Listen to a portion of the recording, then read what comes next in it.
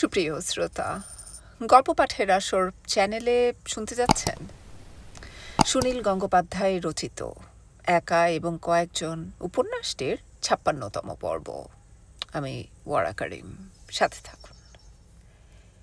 কয়েকদিন পর আচমকা একটা গুজব ছড়িয়ে পড়ল এলাকাটা জুড়ে। সত্যেন গুহর আশ্রমটা আসলে একটা বেলাল্লাপনার জায়গা। সূর্য আর দীপ্তি বিয়ে না করেও স্বামী স্ত্রীর মতন একসঙ্গে থাকে। সন্ধেবেলা মাঠের মধ্যে ওদের বেসামাল অবস্থায় কত লোক সচক্ষে দেখেছে। কলকাতা থেকে তাড়া খেয়ে ওরা এখানে পালিয়ে এসেছে। কয়েকজন কলকাতা থেকে টাটকা এবং পাকা খবর নিয়ে এসেছে। এককালের চন্দননগর মামলার বিখ্যাত দীপ্তি সরকার এক ছোকরার সঙ্গে বিশ্রী কেলেঙ্কারিতে জড়িয়ে পড়েছিলেন। এখন এখানে সে আবার সে লীলা খেলা শুরু করেছেন। এমনকি ওই আশ্রম পরিচালনার টাকা কোন গোপন সূত্র থেকে আসে সে বিষয়ে তদন্ত করার জন্যেও জেলা শাসকের কাছে উড়ো চিঠি গেল। এসব কথা একবার বাতাসে ছেড়ে দিলেই হলো, তারপর বাতাস নিজের গুণেই তা উড়িয়ে বেড়াবে এবং যত বেশি ছড়ায় ততই এর বল বৃদ্ধি হয়। যৌন ব্যভিচার এবং গুপ্তচর বৃত্তি, এই দুটি অভিযোগের মজা এই যে কেউ একবার শুনবে কিছুতেই পুরোপুরি অবিশ্বাস করতেই পারবে না। যত বিশ্বাসের পাত্রই হোক, তবু মনে হবে ভেতরে একটা কিছু নিশ্চয়ই ব্যাপার আছে। যা রটে তার কিছু অন্তত বটে। উঠতে উঠতে গুজবটা একদিন আশ্রমে এসেও পৌঁছল। প্রথম কয়েকদিন কেউ এ নিয়ে উচ্চবাচ্য করল না। প্রত্যেকেই অপরের কাছে এমন ভাব দেখাতে লাগলো যে সে কিছু শোনেনি। গুজবটার সবচেয়ে নির্মল দিক এই যে এটা যে সময় ছড়ালো সে সময় সূর্য আর দীপ্তি সম্পূর্ণ নির্দোষ জীবন কাটাচ্ছে। সূর্য মেতে আছে ছেলেদের নিয়ে, দীপ্তি আশ্রম পরিচালনার দিকটা দেখছেন। আর হাতে কিছুটা সময় পেয়ে সত্যেন গুহ নোয়াখালীতে গান্ধীজির সঙ্গে এই নামে স্মৃতিকথা রচনায় ব্যাপৃত। দীপ্তি আশ্রমের একটি ছেলেকে সঙ্গে নিয়ে শহরে গিয়েছিলেন তেল নুন মশলা কিনে আনতে। মাসে ২-৩ বার তাকে এরকম আসতে হয়। দোকানের লোকদের সঙ্গেও চেনা হয়ে গিয়েছিল। সেদিন তিনি স্পষ্ট বুঝতে পারলেন দোকানের লোকজন যেন তার দিকে একটু বিশেষ দৃষ্টিতে দেখছে। এই রকম দৃষ্টি গায়ে বেঁধে, কিন্তু এসব ব্যাপার শুধু অনুভব করা যায়, মুখে তো কিছু বলা যায় না। তাড়াতাড়ি কেনাকাটা সেরে দীপ্তি ফিরে আসছিলেন। বাবু পাড়ায় দুটি ছেলে একেবারে রাস্তার মাঝখানে দাঁড়িয়ে। দীপ্তিকে দেখে একজন বেশ জোরে বলল, এই সেই মাগিটা না? মাগিটার বেশ চটক আছে, কিন্তু এই চটক দেখে ছেলেটা মজেছে। ছেলেটার চেহারাও তো কার্তিকের মতন লালটু মার্কা, দেখিসনি? আরেকজন বলল, হ্যাঁ। ছেলেটা বড় না মেয়েটা বড় রে? এরকম আরও কিছু কথা বলা বলি করলো তারা দুজন।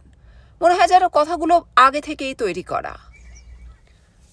যৌবনের নির্লজ্জতার মধ্যে একরকম আনন্দ আছে। কেউ কেউ সে আনন্দের স্বাদটাই একটু বেশি করে পেতে চায়। এই যুবক দুটির মধ্যেও লজ্জা বা গোপনীয়তার চিহ্ন মাত্র নেই। তারা দীপ্তিকে কথাগুলো শোনাতেই চেয়েছে। এমনকি দীপ্তির সঙ্গে যে একটি ছোট ছেলে আছে, ততটা ছোট নয় যাতে এসব বুঝতে পারবে না, তাতেও ভ্রুক্ষেপ নেই। যুবক দুটির বয়স ২০-২১ হবে। ওরা যখন নিতান্ত বালক ছিল তখন দীপ্তি এক রাত্রে পুলিশ বাড়ি ঘিরে ফেলায় পেছনের পাঁচিল থেকে নিচে ঝাঁপ দিয়েছিলেন। তারপর অন্ধকারের মধ্যে দৌড়তে গিয়ে একটা পানা পুকুরে পড়ে যান এবং তার চুলের মুঠি ধরে তাকে টেনে তোলা হয়। মেয়ে বলেও তাকে পরে থানার অত্যাচার থেকে রেহাই দেওয়া হয়নি। ৪২-এ কোনো দয়া মায়া ছিল না। স্বীকারোক্তি আদায়ের জন্য তার হাতের আঙুলের নখের মধ্যে পিন ফোটানো হয়েছিল। তারা এইসব সহ্য করেছিলেন শুধু একটা স্বপ্ন দেখে, একদিন এই দেশ স্বাধীন হবে, তারপর এখানে সুস্থ মানব সমাজ গড়ে উঠবে। যুবক দুটি এসব জানে না, তাদের জানবার কথাও নয়। তাদের বাবা মারাই এর মধ্যে ভুলে গেছে। ওই যুবক দুটির চোখে দীপ্তি একটি নারী মাত্র, যার যৌবন এখনো অক্ষুণ্ণ আছে। খানিকটা কলঙ্ক রটায় যাকে আরো মোহময়ী মনে হয়। কথাগুলো শুনে দীপ্তির শরীরে যেন একটা ঝাঁকুনি লাগলো।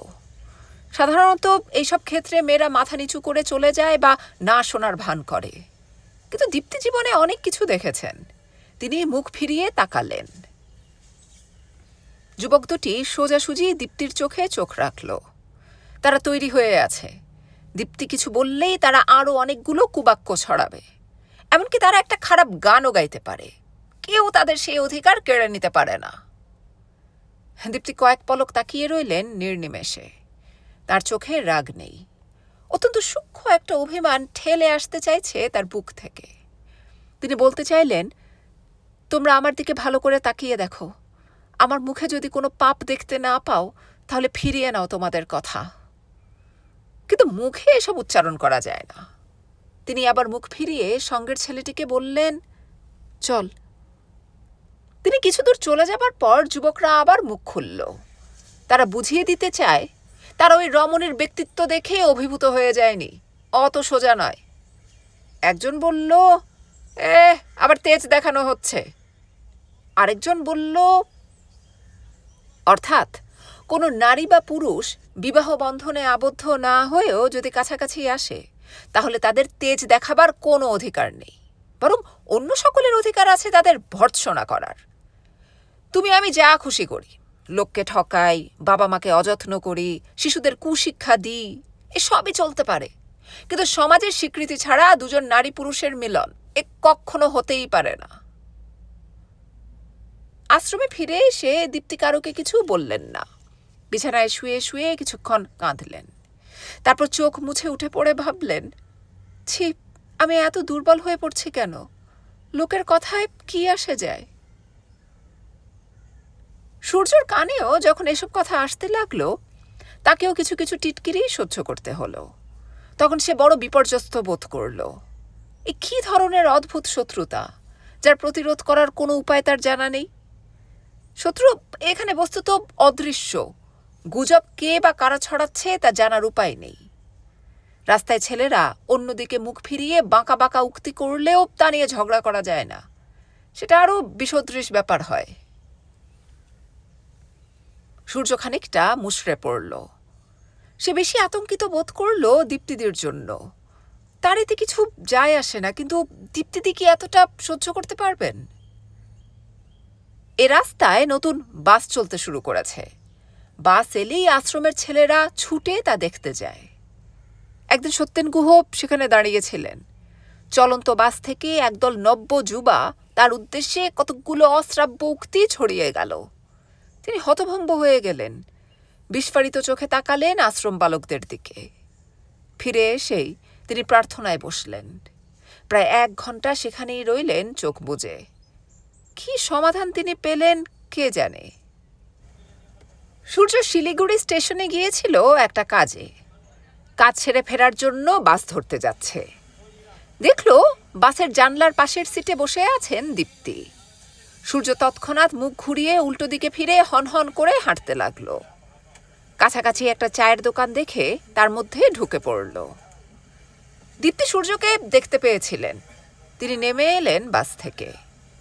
সূর্যর কাছে সে একটু রুক্ষভাবে বললেন, তুমি আমাকে দেখে মুখ ফিরিয়ে চলে এলে কেন? সূর্য তক্ষুনি কোনো উত্তর দিল না। প্রায় 3-4 মাস বাদে দীপ্তি এইরকমভাবে আলাদা কোনো জায়গায় সূর্যর সঙ্গে কথা বললেন, তা অত্যন্ত অপ্রত্যাশিত সময়ে। চায়ের দোকান থেকে বেরিয়ে এসে সূর্য বলল, আমাদের একসঙ্গে বাসে না যাওয়াই ভালো। কেন? আপনি তো তাই চান। কে বলেছে তোমাকে? আমরা এক আশ্রমে এক জায়গায় থাকি, অথচ বাইরে দেখা হলে কেউ কারুকে চিনতে পারবো না, মুখ ঘুরিয়ে চলে যাব। এটি কি সম্মানজনক ব্যাপার? লোকের কথার বেশি মূল্য দিলে তারা আরও বেশি পেয়ে বসবে। আপনি আমার সঙ্গে কখনো একসঙ্গে বেরোতে চাননি, সেটা আলাদা কথা। সূর্য মুখ ভরিয়ে হাসল। চুম্বক আকৃষ্টের মতন দীপ্তির চোখে চোখ রেখে মনে মনে বলল, পৃথিবীতে তোমার চেয়ে সুন্দর আর কেউ নেই। আমি অন্তত আর কারুকে দেখিনি। এখনো তোমাকে দেখলে আমার বুকের মধ্যে কাঁপে। সূর্য বুক ভরে নিঃশ্বাস নিল। উজ্জ্বল চোখে তাকালো দীপ্তির দিকে। তারপর বলল, তুমি যদি মনে জোর আনতে পারো তাহলে আমি কারুকে গ্রাহ্য করি না। আমি তোমার জন্যই চিন্তিত বোধ করছিলাম, কারণ তুমি লোকলজ্জাকে ভয় পাও। এই সামান্য লোকলজ্জার কারণেই তুমি একদিন আমাকে অনেক কষ্ট দিয়েছ। এর জন্য তুমি তোমার নিজের মনটাকেও গুটিয়ে রেখেছিলে। দীপ্তি মৃদু স্বরে বললেন, না, ও জন্য নয়। আমি নিজের বিবেক ছাড়া আর কারুর কাছে দায়ী নই। সূর্য স্পষ্ট গলায় বলল, তাহলে তোমার বিবেক পরিষ্কার করে নাও। আমরা কোনো অন্যায় কাজ করছি না, আমরা পরস্পরকে চাই। এটা সম্পূর্ণ আমাদের দুজনের ব্যক্তিগত ব্যাপার, এর সঙ্গে আমাদের কাজের কোনো সম্পর্ক নেই। সমাজের জন্য আমরা যা কাজ করছি তার ভালো মন্দের বিচার হতে পারে, কিন্তু আমাদের নিভৃত জীবনের ব্যাপারে মাথা ঘামাবার অধিকার কারুর নেই। তবু যদি কেউ সেদিকে নোংরা চোখ ফেলতে আসে, জোর করে তা অস্বীকার করতে হবে। তুমি যদি ঠিক থাকো তাহলে আমি প্রকাশ্যে রাস্তায় তোমার সঙ্গে পাশাপাশি হাঁটবো, আড়ালে লুকোবো না। দরকার হলে হাতে একটা চাবুক রাখবো, সামনের বাধা সরিয়ে দেবার জন্য। ক্যারাভান যখন যায় তখন কুকুর ঘেউ ঘেউ করে, তাতে ক্যারাভান কখনো থামে না। দীপ্তি বললেন, এসব কথা আলোচনার জায়গা এটা নয়, চলো বাসে উঠবে না? সূর্য দীপ্তিকে নিয়ে এসে বাসের জানলার কাছে বসল। তারপরেও অবিরাম কথা বলে যাচ্ছে। অন্যকে দেখছে বা শুনছে সেদিকে তার ভ্রুক্ষেপ নেই। এ কমাসে দীপ্তি একদিনও তার সঙ্গে ভালো করে কথা বলেননি। আজ নিজে এসে প্রকাশ্যে তার সঙ্গে কথা বলায় সূর্যর সমস্ত অভিমান যেন এক ফুৎকারে উড়ে গেছে।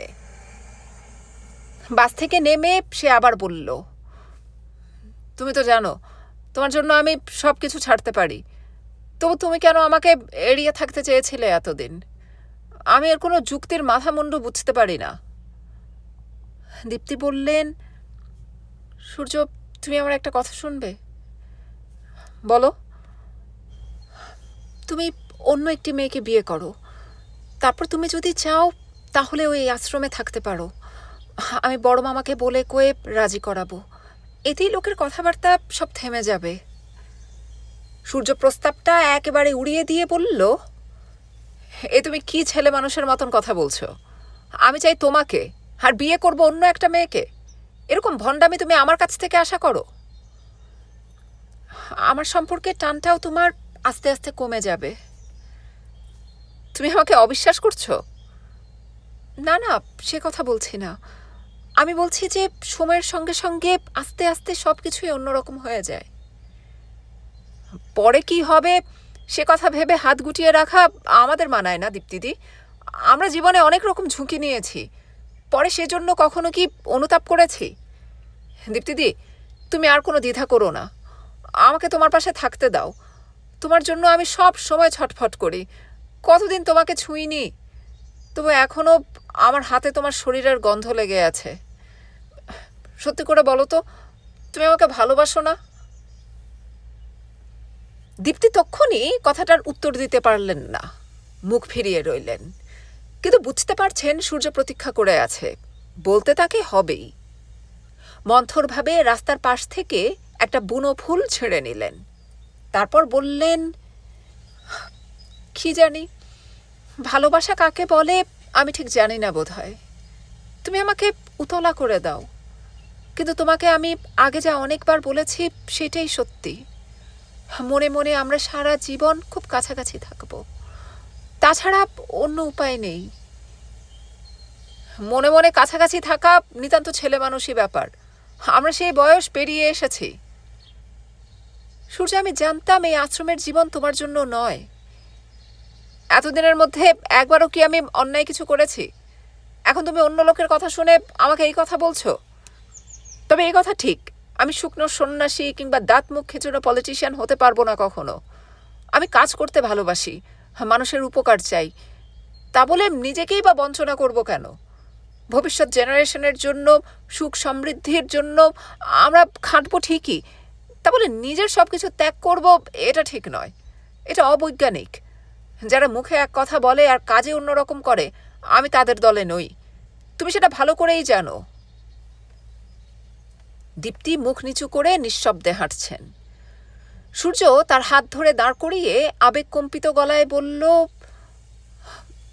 দীপ্তিদি, আমি তোমাকে কি ভীষণভাবে চাই তুমি সেটা বুঝতে পারো না। তুমি আমাকে দূরে ঠেলে দিও না। আমরা দুজনে যদি পাশাপাশি থাকি, আমরা একসঙ্গে অনেক বড় কাজ করতে পারবো। এখনো আমরা কারুকে গ্রাহ্য করব না। কেউ আমাদের বাধা দিতে এলে তার মুখে থুতু দেব। দীপ্তি হাত ছাড়িয়ে নিয়ে ম্লান গলায় বললেন, সূর্য, আমি তোমাকে কখনো পাবো না, কোনো দিন না। আমি তোমার যোগ্য নই। এ কথা বলো না। তুমি মেয়েদের কথা বুঝবে না। যেসব মেয়েরা বিয়ে করে তারা ছেলেবেলা থেকেই বিয়ের কথা ভাবে। তারা না দেখা স্বামীর স্বপ্ন দেখে, না জন্মানো ছেলে মেয়েকে মনে মনে আদর করে তখন থেকেই। আমি ছেলেবেলা থেকে কখনো বিয়ের কথা ভাবিনি। আমি অন্যরকম ব্রত নিয়েছিলাম। এখন আমার যথেষ্ট বয়স হয়েছে। এখন কি আমার পক্ষে নতুন করে বিয়ের কথা ভাবা সম্ভব? সে সাহসও আমার নেই, সে ইচ্ছেও নেই। তুমি আমার চেয়ে বয়সে অনেক ছোট। আমাদের সমাজ সেটা সহজে মেনে নেয় না। তাছাড়াও সাংসারিক জীবন, ছেলে মানুষ করা, এসবের সঙ্গে আমি আর নিজেকে মানিয়ে নিতে পারবো না। তুমি বয়সের কথা বলো না। তোমার কোনো বয়স নেই। তুমি চিরকালের সুন্দর। এটা ছেলে মানুষই কথা। আমার 30 বছর পার হয়ে গেছে। বিয়ে করার ব্যাপারে আমার নিজেরও কোনো ইচ্ছে বা অনিচ্ছে নেই। বিয়ে না করলে কি হয়?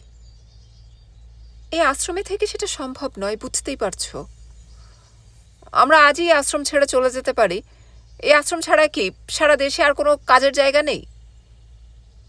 আমরা সারা জীবন তারপর সমাজ থেকে পলাতক থাকবো, কিংবা কোনো অচেনা জায়গায় গিয়ে মিথ্যে পরিচয় দেব? ওরকম পাশ্চাত্য ধরনের জীবন আমার জন্য নয়। তোমাকে আরেকটা সত্যি কথা বলি, না হলে আমার পাপ হবে। দীপ্তি গাঢ় চোখ তুলে সূর্যর দিকে তাকালেন। স্পষ্ট বোঝা যায় তার চোখে জল এসে গেছে। তিনি বললেন, তুমি যখন এই আশ্রমে জোর করে থাকতে এলে তখন আমি সব সময় তোমার উপর রাগ করতাম। কিন্তু আমি তখন তোমার চেয়েও বেশি দুর্বল হয়ে পড়েছিলাম। তোমাকে দেখলে আমি দুর্বল হয়ে পড়ি বলেই তো তোমার কাছ থেকে পালাতে চাই।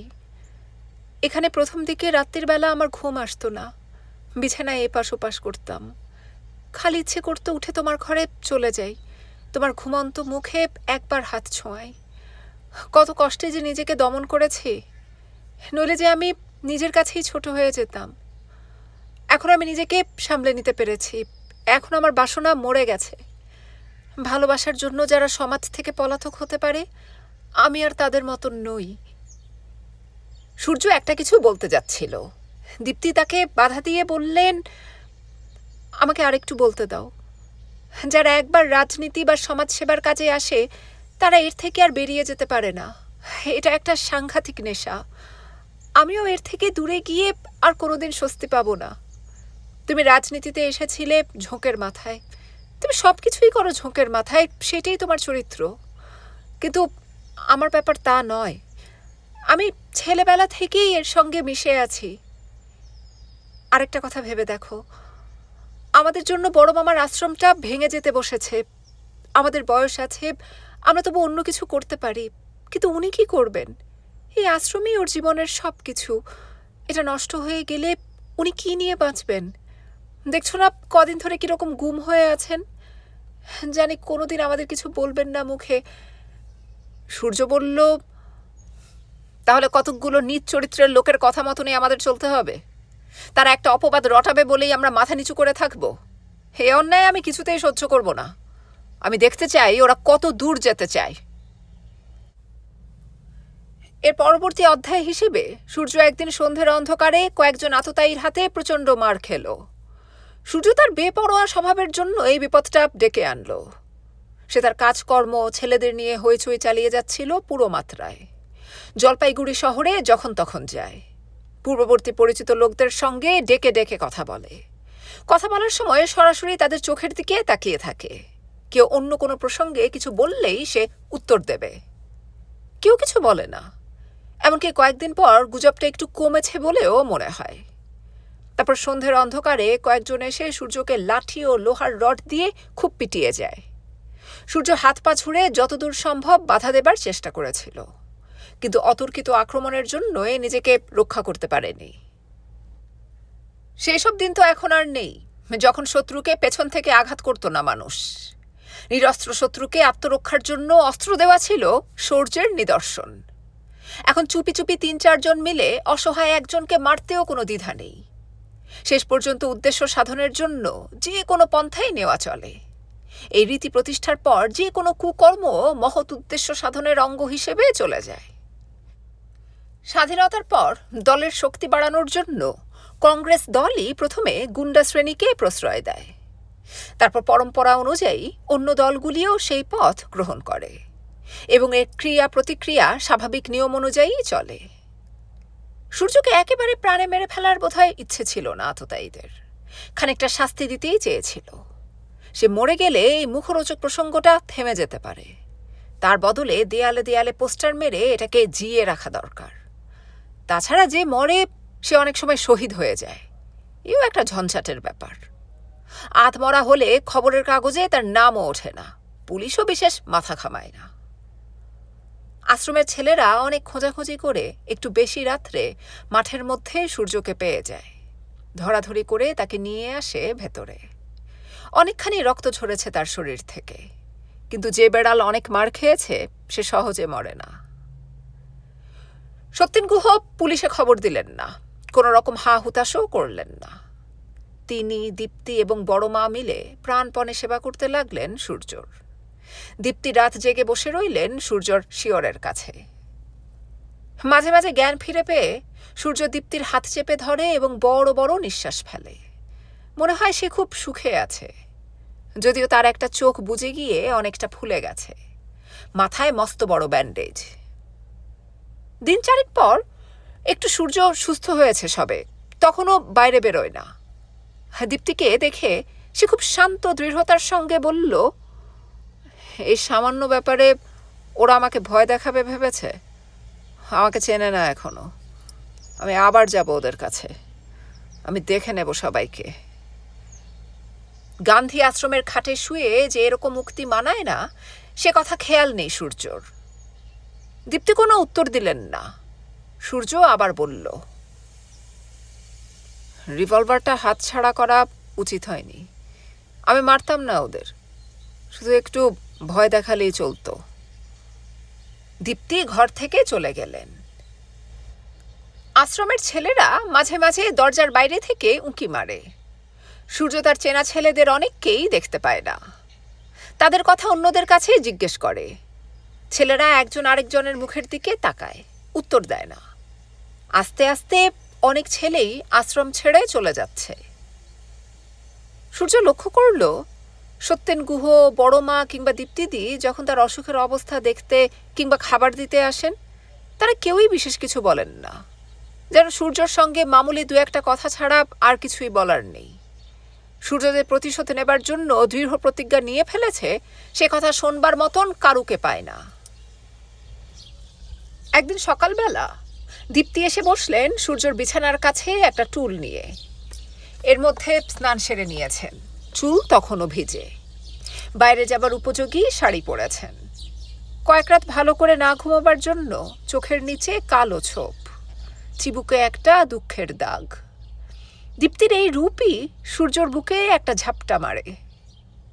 দীপ্তি বললেন, শোনো সূর্য, তোমাকে না বলেই যাব ভেবেছিলাম, কিন্তু বোনকে শক্ত করতে পারলাম না, তাই তোমার কাছ থেকে বিদায় নিতে এসেছি।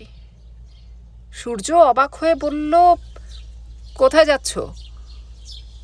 আমি এখান থেকে চলে যাচ্ছি। কেন? আমি অনেক ভেবে দেখেছি, আমাদের দুজনের একসঙ্গে এক জায়গায় থাকা আর কোনোদিন সম্ভব নয়। সরো দীপ্তিদি। সূর্য, এ নিয়ে আর কোনো কথা কিংবা যুক্তিতর্কের দরকার নেই। আমি মনে একেবারে ঠিক করে ফেলেছি, আমি যাবই। তাহলে আমিও যাব তোমার সঙ্গে। আমি এখানে কি করব? না, তুমি আমার সঙ্গে যাবে না। নিশ্চয় যাব। তুমি যেখানে যাবে আমিও সেখানে যাব। তুমি যদি আমাকে অনুসরণ করো, তাহলে আমার আত্মহত্যা করা ছাড়া আর উপায় নেই। আমি এই কথাও ভেবে রেখেছি। দীপ্তির কথার মধ্যে এমন একটা সুর ছিল যা শুনলেই বোঝা যায় প্রতিবাদ করা এখন অর্থহীন। দীপ্তি খুব শক্ত ধাতুর মেয়ে। সূর্য শুধু বলল, এত দূর। তারপর চুপ করে রইল কিছুক্ষণ, দুজনেই। একটু বাদে একটা বড় দীর্ঘশ্বাস ফেলে সূর্য বলল, ঠিক আছে, তাহলে আমি চলে যাচ্ছি এখান থেকে। তুমি যাবে কেন? এটা তো তোমারই নিজের জায়গা। দীপ্তি বললেন, সত্যি যেতে চাও? হ্যাঁ। তাতে আমি আপত্তি করব না।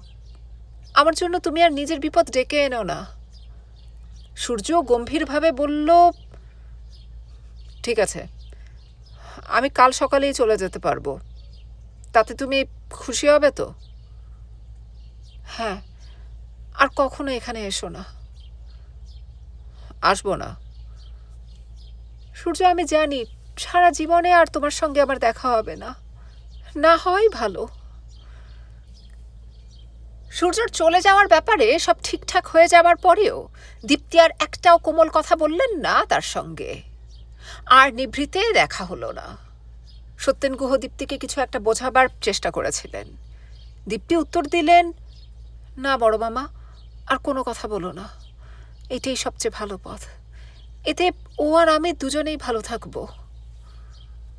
সূর্য যখন আশ্রম থেকে বিদায় নিল, তখন আশ্রমের অনেকেরই, এমনকি সত্যেন গুহর পর্যন্ত চোখে জল এসে গিয়েছিল। কিন্তু সূর্যর চোখ শুকনো। শিলিগুড়ি স্টেশনে সে ট্রেনের কাছে দাঁড়িয়েছে। আশ্রমের যে দুটি ছেলে তার সঙ্গে এসেছিল, তারা চলে গেল এইমাত্র। সূর্য শেষবার ঘাড় ঘুরিয়ে চতুর্দিকে তাকালো। তার মনে হলো সমস্ত লোকজন যেন আর চোখে তার দিকেই তাকাচ্ছে এবং মুখ ফিরিয়ে হাসছে। সকলেই ভাবছে সে হেরে গেছে, সে কাপুরুষ, সে মার খেয়ে ভয় পালাচ্ছে। সে সময় সূর্যর উষ্ণ নিঃশ্বাসের কাছাকাছি যদি কেউ থাকতো, তাহলে বোধহয় দগ্ধ হয়ে যেত। আবার শুরু হলো সূর্যর ভ্রাম্যমান জীবন।